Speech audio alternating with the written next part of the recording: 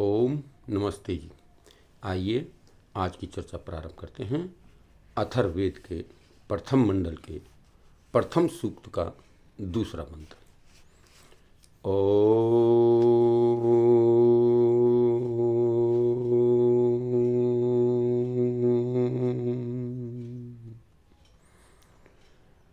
पुनरेहि वाचस्पति देवेन मनसा सह वसुस्पतिर्निरमया मय्येवास्तु मयीं श्रुतम्।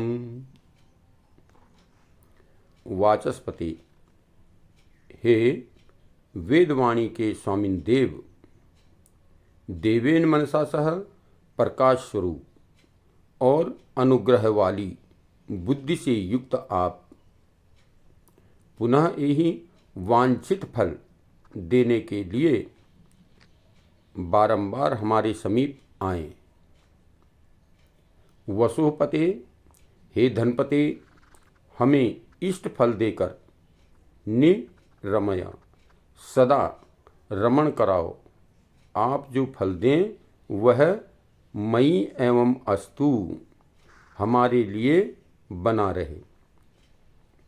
मयि श्रुतम, जो हम वेद सच्छत शास्त्र पढ़ें सुने वे हमारे में बने रहें। जो भी हम पढ़ें वो हमारे जीवन में बना रहे। तो कहा इस मंत्र में भी बहुत सुंदर चर्चा की गई है। खे वाचस्पति, धनपति, धन के स्वामी, आप हम सब पर कृपा कीजिए। आप हम पर कृपा कीजिए प्रभु। जो जो हमें वांछित फल हैं दान करो।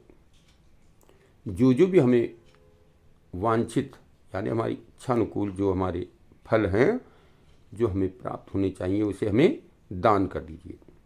हमारे हृदय में सदा अभिव्यक्त होकर हमारे हृदय में विराजमान हो जाइए। हमें आनंद में मग्न करो और हमें आनंद की प्राप्ति कराओ। जैसे कृपालु पिता अपने प्यारे बालक को वांछित फल फूल देकर क्रीड़ा कराता हुआ प्रसन्न होता है, प्रसन्न रखता है, ऐसे ही आप हमें अभिलषित फल देकर हमारी यह प्रार्थना अवश्य स्वीकार करें। कहते हैं जिस प्रकार से पिता अपने पुत्र को अनेक प्रकार के खिलौने आदि दे करके उसको संतुष्ट करता है, उसको प्रसन्न रखने का प्रयत्न करता है कि मेरा बालक किसी प्रकार से दुखी न हो, कष्ट न हो, उसको प्रसन्न रखता है। तो यही प्रार्थना इसमें की गई है कि प्रभु आप भी हमारे पिता हो, हमें भी इसी प्रकार से प्रसन्नता की ओर ले चलो। हमें अभिलषित पदार्थों की प्राप्ति कराइए, जो हमारे लिए योग्य हैं ऐसे पदार्थों की प्राप्ति करा करके हमें प्रसन्न रखने का प्रयास कीजिए। हमें प्रसन्न रखिए। इस प्रार्थना को प्रभु आप हमारी स्वीकार कीजिए, जिससे कि हम अपने जीवन को सफल और सार्थक कर सके। हे प्रभु, ऐसी कृपा हम पर कीजिए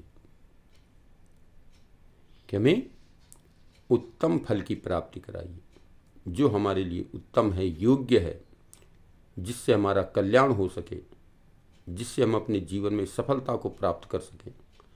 ऐसे फल की प्राप्ति हमें जो है निरंतर कराते रहिए। जो वेद शास्त्र और महापुरुषों के सदुपदेशों को हम सुने वे कभी विस्मरण न हों, और जिन बातों को भी हम महापुरुषों से सुने, विद्वानों से सुने, विचारशील व्यक्तियों से सुने, वो हमारे जीवन में बने रहें, वो हमारी स्मरण शक्ति में रहें, उनको हम भूल न पाएं और उन पर आचरण करते हुए हम अपने जीवन को सफल और सार्थक बनाने का प्रयास कर सकें। तो इस मंत्र में बहुत सुंदर चर्चा की गई है कि हम उस परम पिता परमात्मा से प्रार्थना करते हैं कि जैसे पिता अपने पुत्र के लिए उत्तम उत्तम पदार्थों को ला करके उसको संतुष्ट करता है, हे प्रभु ऐसे ही आप भी हमारे पिता हो और हमारे लिए इसी प्रकार की संतुष्ट प्रिय पदार्थों को दीजिए।